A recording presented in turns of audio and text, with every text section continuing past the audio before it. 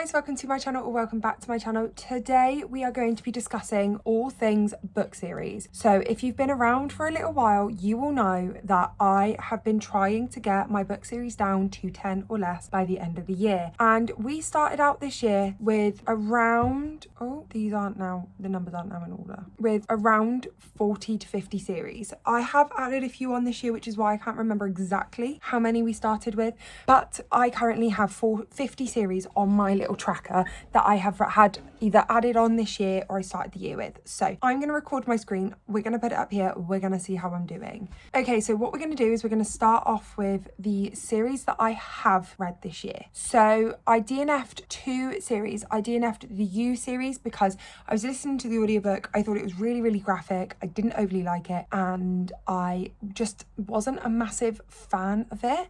And I thought, well, the TV series is out. I've watched them. I don't, especially with thrillers, I don't really like going into thrillers again once I've already read them because you know the plot twist, you know what's coming.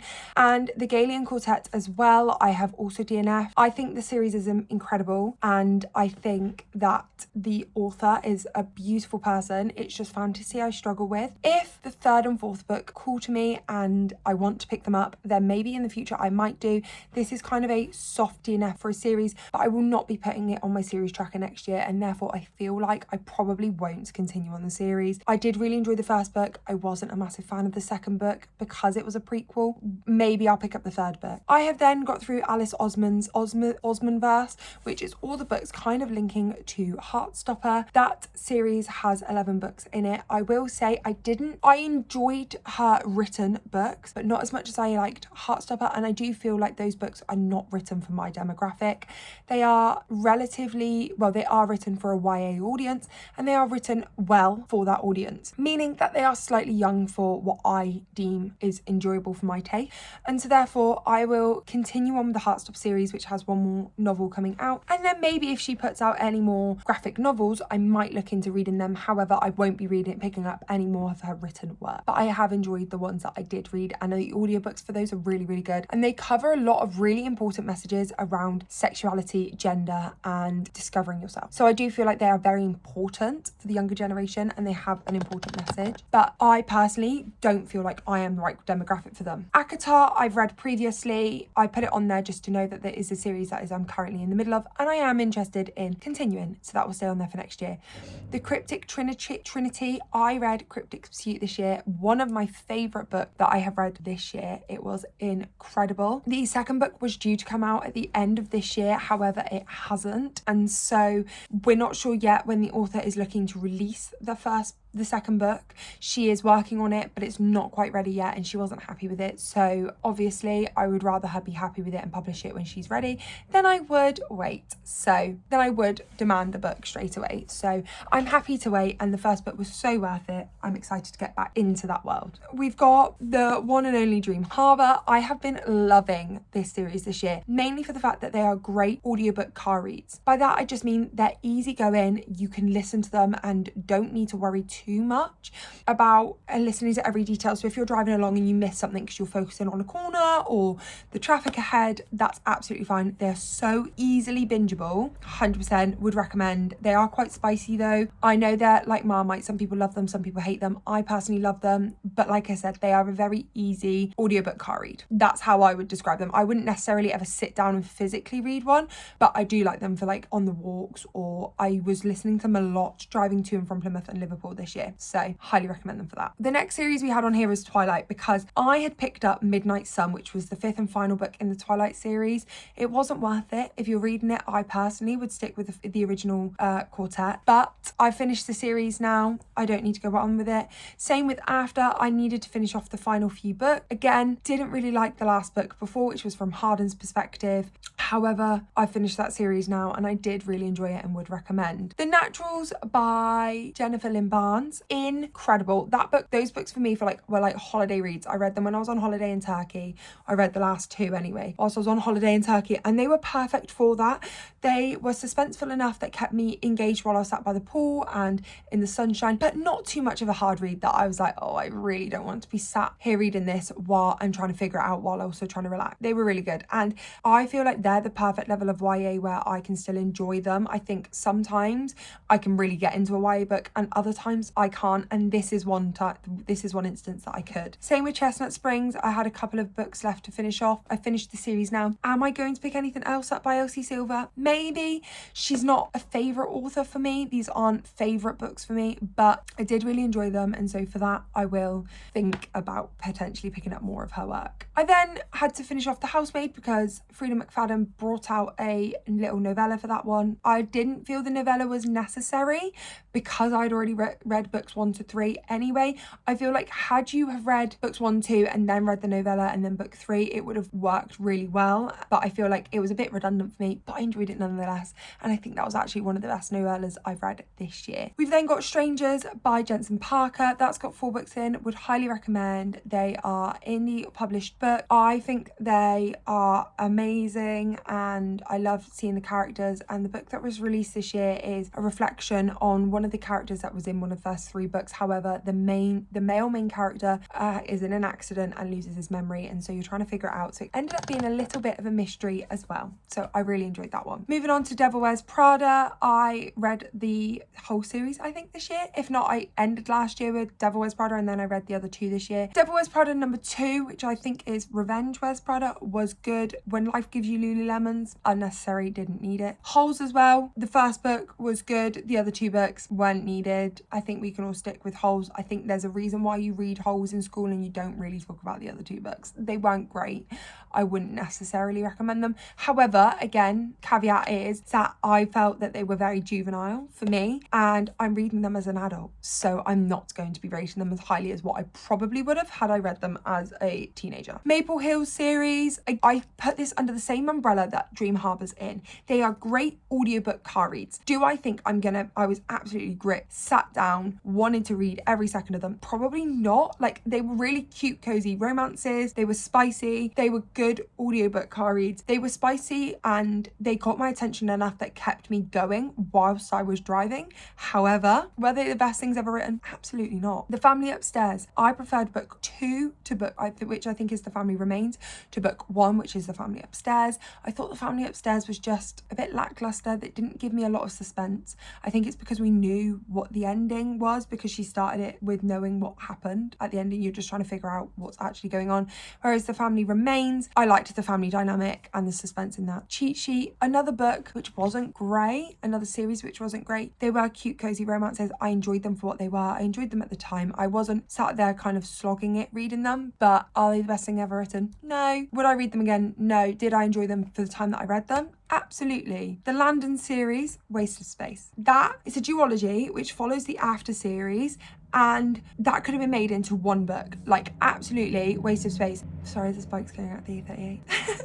The second book repeated half of book 1. A lot of things were just being repeated in scenes. It was unnecessary. 100% think his story, we get it, you've got a bike. 100% think his story was a nice one to read about. However, it could have been succinct into 1 book and just had it as an extra, either standalone or book that kind of, what's the word? It's not standalone, it's not a companion to the After series. We've got Detective April Fisher. I didn't like those books. I thought they were a bit redundant. I didn't really like the first book, thought I'd carry on for the second book, wasn't great. I think they are very Kindle Unlimited thriller in the sense that they aren't overly well known, but they're that book that you might read the synopsis to. This is how I picked up book 1. I read the synopsis, I thought it sounded good and I picked it up. Now, those books are always 50-50, whether you're going to like them or not. I personally didn't like this one. Other people might love it. DNA Duo, great series, really enjoyed it, and actually I do think the second book is worth reading. I know a lot of people have read The Soulmate Equation. I do think you should read the second book. I personally really liked it. I liked the idea of the TV show and I listened to it on audiobook, and that was also really good. Taylor Jenkins Reid's Famous series. If you've not read that, you need to. There's something so beautiful about reading a book series that everyone else loves and seeing what the hype's about, and I did really enjoy it. Another series, please pick up the audiobook, because they're written like interviews or like a memoir. The audiobook is really immersive and I would highly recommend them, so please pick them up because they are just incredible. You've got Seven Husbands of Evelyn Hugo, Daisy Jones and the Six, Malibu Rising, Carrie Soto is Back, and Atmosphere, and they are just incredible. I need to listen to the audiobook for the Seven Husbands of Evelyn Hugo because I read that one physically, and I think the audiobook would add to that experience. Stone Maidens weren't great. I liked the first book. The second book I didn't really enjoy. It was a slog to get through, but I finished the series. The Kiss Quotient, loved them. They've got great autism representation. Would highly recommend them. And yeah, I do think everyone should read them. Me Before You, again, another classic book series that loads of people have read, and for good reason. I did enjoy them. I do think they're not, I think the first book definitely shines for a reason, and that's why that one's been made into a movie, and the other two books are good, they're just not great. Take with that what you will. If you like the characters from book one, maybe read on for book two. However, if you know how book one ends, you know that there's certain characters that aren't in books 2 and 3 as much. Part of Your World, book one wasn't great. Yours truly, Just for the Summer, best reads of the year. 100% best reads of the year. Abby Jimenez definitely deserves the hype she gets. Incredible. The Love Detective unknown book series, really actually enjoyed it. I was really intrigued by, I loved book one, I was really intrigued by book two, didn't like it as much, but did really enjoy the series and thought it was a cozy little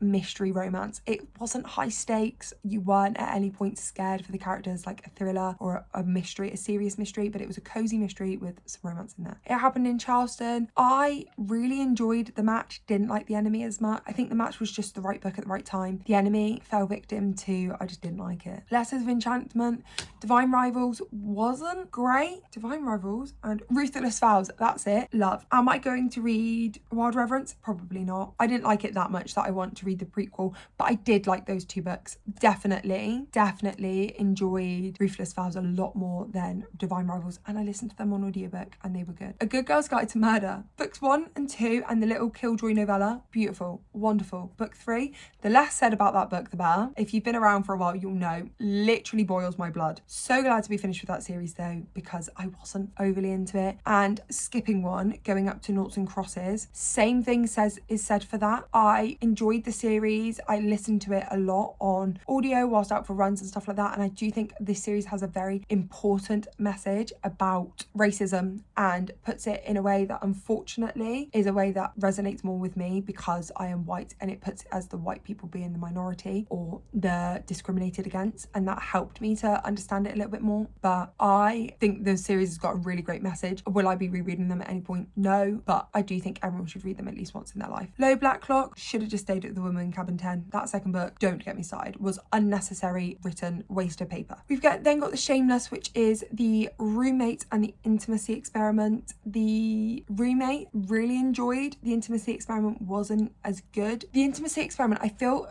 like fell victim to. I was watching Nobody Wants This at the same time, and they felt the same. If you read them and watch the TV series, it literally is as if they are based on each other, minus the podcast element. So I just felt like I'm watching it and then I'm reading it, and I just didn't really enjoy it that much. Pudding Pantry, cozy reads, not the best things in the world, but they are really cozy reads, and they have like a beautiful countryside feel with lovely cast of characters, and I would recommend for like a nice cozy read. There's a normal one which is set around summertime anyway. You've got a Christmassy one which was beautifully festive that I read in summer, and then a summer one which again just really cozy read. The Waterview series, loved them. They started off weaker, and by the end, Ruthless was my favourite book in the series. They are spicy, and they have questionable, like morally slightly grey men, but incredible series. Then you've got Moonville. I've read 2 books that are out and released about the sisters. I'm not sure whether it's going to continue on, whether it's going to remain a trilogy or a quartet, because there is 4 sisters, but one of them's already in love, so I don't know whether that one will be like a past timeline. But I did really enjoy it. I thought it was whimsical. It's kind of a cozy fantasy. Listen to the audiobook. It's not the best thing ever written. I didn't think it was like the most amazing book that I've ever read, but I did enjoy it. One of Us is Lying, another series which I enjoyed the first book, the other 2 weren't as good. I'm glad that the series is now finished, and I probably won't be picking up Karen Emma Manus's writing anymore. I love a mystery and a thriller, but I read a lot of adult mystery and thrillers, therefore the YA ones just don't give as much suspense because they can't be as graphic, and so they are great. I think they are great if you're not into mystery and thriller, but if you are, then they're not always the best. Powerless, that final book, Fearless, incredible. That book holds a special place in my heart. Fearful, don't talk to me about it, but the series is now over. I am sad the series is now over, but it is another series ticked off, which silver lining. We've then got Hearts. I read both books this year, I believe. This is another indie published author. I enjoyed both books. I didn't love both books, and I'm not necessarily itching to read from the author again. I think if she releases something which I really love the sound of, or she creates like a, you know, when they do these like 30-second trailers of what my book's about, if she releases one of those and it grips me, then I might pick it up, but in all, wasn't in love with the book. We've then got The Summer, which is things like The Summer I Found You, The Summer I Destroyed You, The Summer I First Saw You. The books got better as they went on. I loved these books. Are they literary genius? No. But are they a good time? Yes. And that is what matters. And so The Summer, enjoyed, loved. Now we're into the series that I haven't read yet. As you can see, we've got 11, there's 11 series here. So it means we're not quite in that kind of ballpark. I will also caveat the fact that I am reading We Were Liars, which is another series. But at the moment, I'm not overly enjoying the book, so I'm not going to add it on just yet. Slightly cheating. And also, I don't think I can get the second audiobook until next year, so I'm kind of like, I can just add it on to next year's one. In terms of this year, I think I've done really well to get from 50 series down to 11, and I'm hoping to get another 1 or 2 ticked off. So, The Brown Sisters, I enjoyed the first book. I didn't love it. I do think books 2 and 3, again, are going to be another kind of car audiobook, which I will listen to when I'm out and about, but I'm not going to necessarily dedicate time to. If they come up in a video, then obviously I will read them for that, but I think that will be the main reason to read them. It won't necessarily be because I'm itching to get them done. I Heart series, we've got 2 books left. I'm hoping to finish those by the end of the year. I Heart Forever is on December TBR, so that will be coming out in a video this month. And